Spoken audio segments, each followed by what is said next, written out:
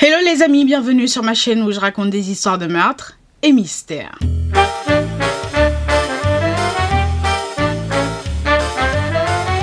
Pour les nouveaux, bienvenue, je m'appelle Osnel et je suis là tous les mercredis et les samedis pour vous raconter les histoires les plus sordides, les histoires les plus what the fuck qui existent dans ce monde. Alors si tu passes par là et que mon contenu te plaît, n'hésite pas à t'abonner, à activer la cloche de notification et surtout à venir me suivre sur Instagram. Et pour les anciens Wayanos, Yama Babies, thank you, merci de faire partir de l'aventure meurtre et mystère. Alors, petit disclaimer avant de commencer, je tiens à vous rappeler que ce contenu s'adresse à un public averti. Ce contenu est déconseillé au moins de 12 ans. Alors avant de commencer cette vidéo, je tiens à adresser tout mon soutien à la famille du petit Émile qui a disparu depuis quelques jours et qui est introuvable. Franchement, je me pose des questions, je sais pas, est-ce que les policiers ils en font assez? Enfin, je sais pas, et j'aimerais pas être à la place des parents, enfin, sincèrement, j'aimerais pas du tout être à leur place. Donc je leur adresse tout mon soutien et tout mon réconfort du coup pour ces moments difficiles qu'ils sont en train de passer. Alors, on en revient du coup à l'histoire d'aujourd'hui. Donc l'histoire d'aujourd'hui est encore un cold case. Ouais, j'ai une pochette surprise duquel je sors des hop comme ça like. Donc j'ai sorti du coup un cold case de ma pochette surprise. Nous allons donc parler du décès de Ashley Heuillette. Franchement, j'ai du mal à, je sais pas comment prononcer ce pronom. Je sais pas si c'est Heuillette ou Heuillette. Je vais partir avec Heuillette, ok? Heuillette. Alors, qui était Ashley? Ashley Heuillette est née en mars 1983 et elle était la fille de Lys et Robert Heuillette. Ses parents étaient des agents immobiliers, enfin, ils avaient une agence qui fonctionnait super bien. Donc, la famille, financièrement, ils étaient tranquilles, enfin, tout se passait bien jusqu'à ce que Ashley atteigne l'adolescence. Il est important de noter que Ashley était une très bonne élève, enfin c'était l'élève à se taper des 20 sur 20 tout le temps, enfin voilà. Elle était une enfant respectueuse, une bonne enfant en général, jusqu'à ce qu'elle atteigne l'adolescence. Lorsqu'elle a atteint l'adolescence, alors là, c'était la dégringolade. Ses notes ont commencé à baisser. Elle était de plus en plus insolente. Enfin, son comportement, ça n'allait pas du tout. Elle ne respectait plus les couvre-feux. Elle fumait, elle buvait. La totale, quoi. La totale. Donc avec cette nouvelle attitude et ces mauvaises habitudes, du coup, qui se sont installées dans la vie de Ashley, ses parents vont l'inscrire, du coup, à des séances de thérapie avec des psychiatres, des psychologues. Et en plus de ça, ils vont lui changer carrément d'école et de système d'éducation. Et apparemment, cette méthode a super bien fonctionné parce que Ashley commençait à redevenir la Ashley d'avant, la Ashley respectueuse, la Ashley qui bossait, enfin ses notes ont recommencé à progresser, enfin elle était de plus en plus respectueuse, elle n'était plus insolente, enfin son comportement en général et ses notes avaient progressé. On atterrit donc le 9 février 1999. Ce jour-là, après être rentrée du coup de l'école, Ashley va demander à ses parents si elle pouvait aller passer la nuit chez l'une de ses amies qui n'habite pas loin du coup du domicile de ses parents. Et il est important de savoir que le lendemain, Ashley avait école avec cette copine-là, elle devait aller à l'école.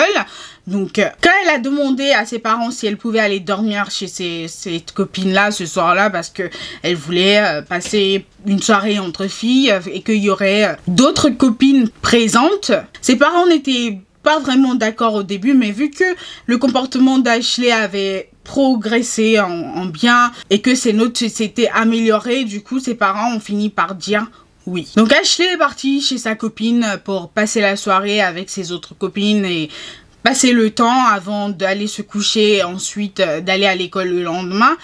Et en fait, aux alentours de 22 h, elle va appeler ses parents pour leur souhaiter bonne nuit et leur dire que tout se passait bien. Donc les parents entendaient en fait les autres filles chit-chatter dans le fond, donc ça les a rassurés, ils savaient que en fait elle était en fait en sécurité, tout simplement. Ce que les parents de Ashley ne savaient pas, c'est que la fille chez qui Ashley est allée passer la soirée, ses parents à elle n'étaient pas présents en fait au domicile ce soir-là, ils n'étaient pas à la maison. Donc les jeunes filles étaient sans adultes, elles étaient sans surveillance d'adultes et pas d'adultes équivaut à alcool à gogo et invitation de mecs plus âgé. Un peu plus tard, aux alentours de minuit, Ashley qui avait vraiment bu, qui était vraiment bourré, va décider en fait de se rendre chez son crush Steven Sanborn, un garçon de 18 ans qui était le frère de Daniel Sanborn, qui lui était un camarade de classe de Ashley. Du coup, pour se rendre au domicile de Steven et de Daniel, Ashley va faire appel à Jason, qui était l'un de ses amis aussi, qui avait le permis de conduire et qui pouvait... C'était un garçon plus âgé, voilà. Donc, elle va faire appel à lui pour qu'il la dépose chez les Sanborn. Sauf qu'elle ne va pas clairement lui dire qu'elle voulait qu'il la dépose chez Steven et Daniel. Elle va lui dire qu'elle devait faire un bébé... Enfin, elle devait surveiller les enfants de sa tante tôt le matin suivant. Donc, elle voulait qu'il la dépose chez sa tante. Sachant que le fameux chez sa tante, c'était bien le domicile de Steven et de Daniel. Donc Ashley donne l'adresse des Sanborn à Jason, faisant passer cette adresse pour le domicile de sa tante, ne sachant pas que en fait Jason connaissait les Sanborn et il traînait avec eux, donc il connaissait leur domicile, il savait exactement où il était en train de la conduire. Donc ils partent et ils arrivent du coup au domicile des Sanborn, sauf que quand ils vont arriver, elle va frapper à la porte, mais pendant longtemps et personne ne va lui ouvrir, donc elle va revenir à la voiture et demander à Jason de la conduire du coup dans une cabine téléphonique pour qu'elle puisse appeler. Donc une fois à la cabine téléphonique, elle va appeler la maison des Sanborn et c'est là que un jeune homme du nom de Cody, enfin du prénom de Cody, qui vivait avec les Sanborn, va décrocher et elle va lui demander du coup de lui ouvrir la porte quand elle allait revenir au domicile des Sanborn. Donc ils reviennent au domicile des Sanborn et elle refrappe à la porte. Sauf que au lieu que ce soit Cody qui lui ouvre, c'est Daniel et sa mère qui lui ouvrent la porte. Donc Ashley étant surprise et ne s'attendant pas à ce que la mère des Sanborn soit là ou qu'elle ouvre la porte et qu'elle l'accueille. Donc, ce qu'elle va faire, c'est qu'elle va prétendre le fait que sa mère l'avait mise à la porte et que elle voulait passer la nuit sur le canapé, en attendant de voir ce qu'elle allait faire le lendemain. Donc, elle va raconter ce bobard-là et la mère, du coup, des Sanborn va lui dire « Bon, tu peux dormir sur le canapé, il n'y a pas de souci. » Notez que au moment où elle est réarrivée au domicile des Sanborn, il était minuit 45. C'est important pour la suite de notre histoire. Donc, le truc, c'est que on ignore ce qui s'est passé entre minuit 45 et 3h57 du matin, donc dans la nuit du 9 au 10 février 1999, parce que aux alentours de 3h57, un homme qui était en voiture avec sa mère, qui conduisait du coup sur une route de campagne sombre, va freiner brusquement lorsqu'il va se rendre compte qu'il y avait quelque chose qui était au milieu de la route. Il était en fait sur le point de rouler sur quelque chose qui était placé au milieu de la route. Donc ce monsieur et sa mère descendent de la voiture pour vérifier que like what the fuck is that, et c'est là qu'ils vont tomber sur le cadavre d'une jeune fille au milieu de la route. Elle avait été placée allongée, les bras le long du corps, comme si en fait c'était quelqu'un qui prévoyait de se qui prévoyait de se donner la mort du coup, et qui s'allonge là en mode roulez-moi dessus. Enfin, c'était vraiment bizarre pour eux. Et c'est en examinant en fait visuellement le corps de plus près qu'ils vont se rendre compte que la jeune fille avait été étranglée, et ils vont la toucher pour voir en fait si elle était encore vivante. Mais ils vont se rendre compte que son cadavre était encore chaud, comme si elle avait été placée là et assassinée il y a pas très longtemps. Donc le cadavre de cette jeune fille qui était tout simplement Ashley a été retrouvé du coup à 16 km environ du domicile des Sanborn. Donc qu'est-ce qui s'est passé entre minuit 45 et 3h57? I don't know. Donc après ça, la police a été prévenue, et la police qui n'avait pas encore en fait l'identité du cadavre, ils n'ont pas pu du coup prévenir la famille de la personne décédée. Donc personne ne savait rien. Pour les parents de Ashley, leur fille allait bien, enfin voilà, easy peasy, chill. Donc la journée continue en fait du côté des parents de Ashley jusqu'au soir où Ashley était censée rentrer, et Ashley ne rentre pas. Donc ils se sont dit bon, peut-être qu'elle a tardé à l'école par rapport à un exercice ou je sais pas quoi entre ses amis et elle, enfin nanana. Donc ils ne vont pas en fait trop s'inquiéter jusqu'au moment où une ou un ami du coup de Ashley va les contacter et leur dire qu'un cadavre avait été retrouvé, et leur demander du coup s'ils pouvaient aller voir si c'était pas Ashley. Là, en fait, le monde des parents s'écroule parce qu'ils se disent like what the fuck. Donc, ce qu'ils vont faire, c'est qu'ils vont tout d'abord appeler l'école pour vérifier que leur fille était à l'école, en mode notre fille est à l'école, en fait, de quoi tu nous parles? Et c'est là, en fait, qu'on va leur dire que Ashley n'a pas mis pied à l'école la journée du 10 février 1999. Par la suite, ce qui va se passer, c'est que les parents, la peur au ventre, vont décider d'aller vérifier, en fait, que le cadavre qui a été retrouvé, espérant que ce n'est pas leur fille. Donc ils sont partis, en fait, la peur au ventre. Et quand ils sont arrivés, les policiers vont leur présenter des photos du cadavre. Et en fait, la mère, elle n'avait tellement pas le courage de regarder les photos qu'elle va demander au père de... En fait, elle va lui dire, moi je peux pas, toi regarde. Et quand le père a vu les photos, là en fait, son monde s'est totalement écroulé. Et la maman aussi, elle a compris que en fait, c'était fini en fait. C'était... T'imagines ?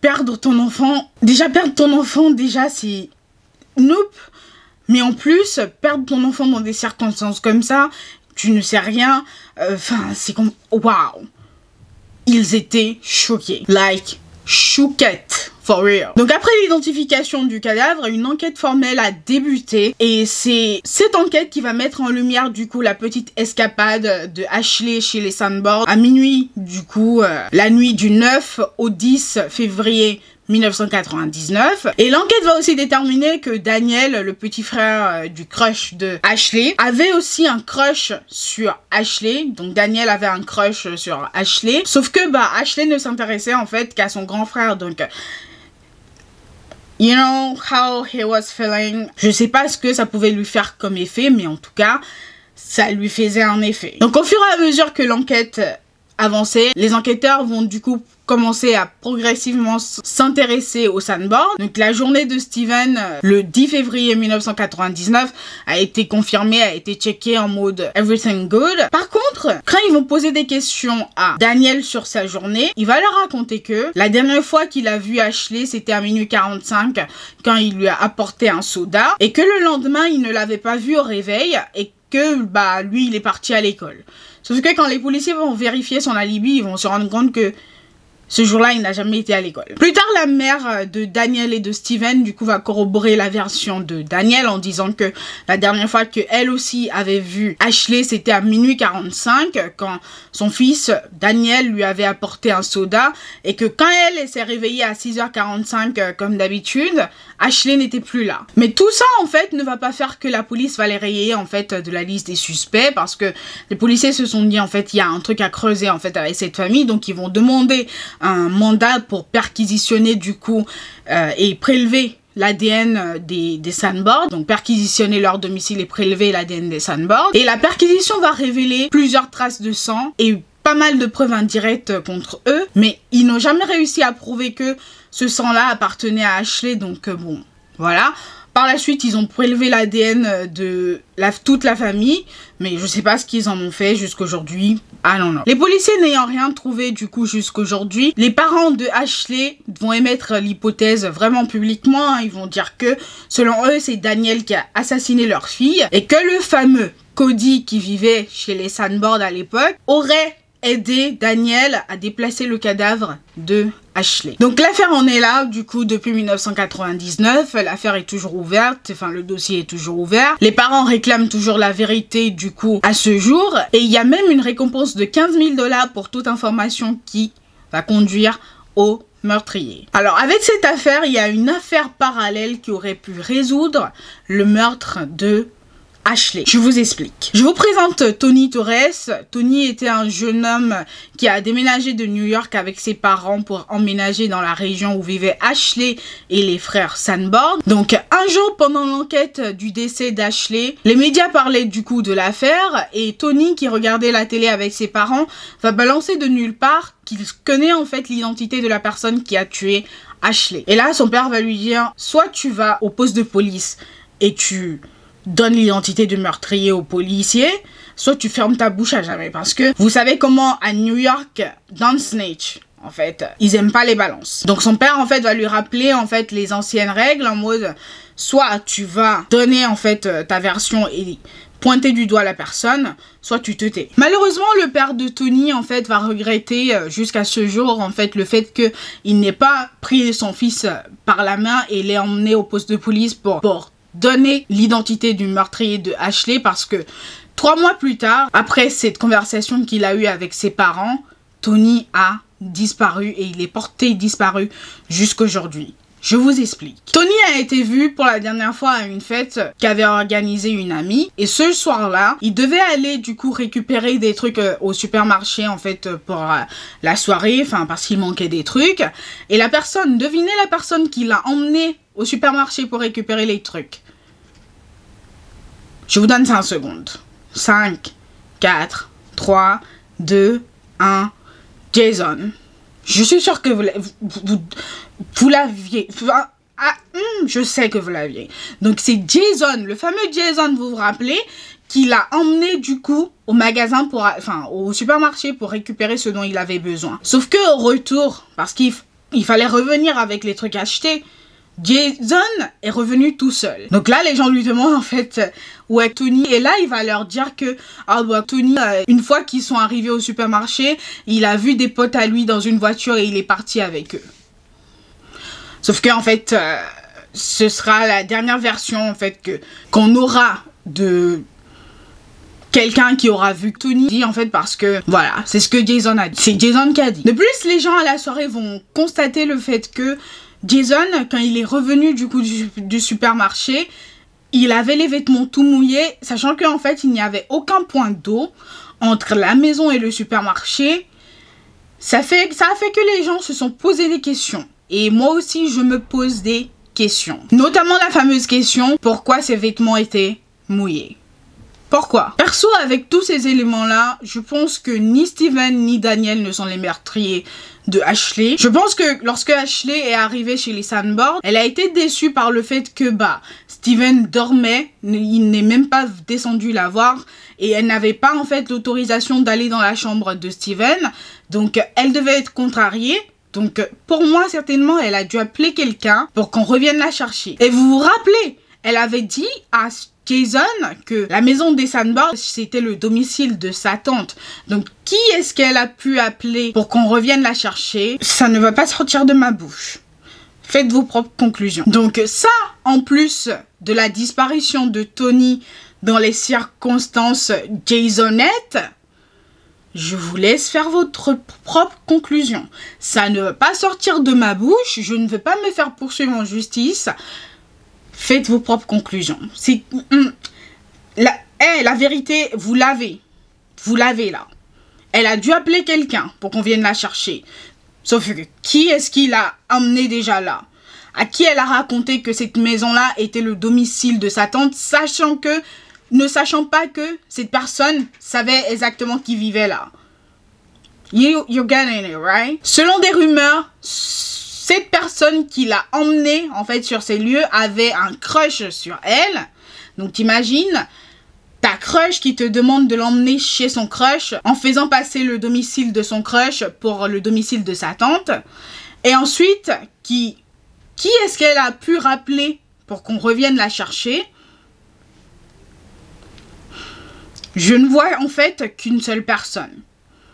Et quand Tony dit qu'il connaît en fait l'identité de la personne qui a tué Ashley et que 3 mois après, dans des conditions Jasonettes, je répète, il disparaît, faites votre propre conclusion. Ça ne va pas sortir de ma bouche, les gars. Je dirai pas. Nope. Ça ne va pas sortir de ma bouche. Mais en tout cas, je pense que vous avez tous les éléments pour faire une belle conclusion. Là c'est... You got everything, you know. Everything. Et cette affaire est juste... Wow. C'est...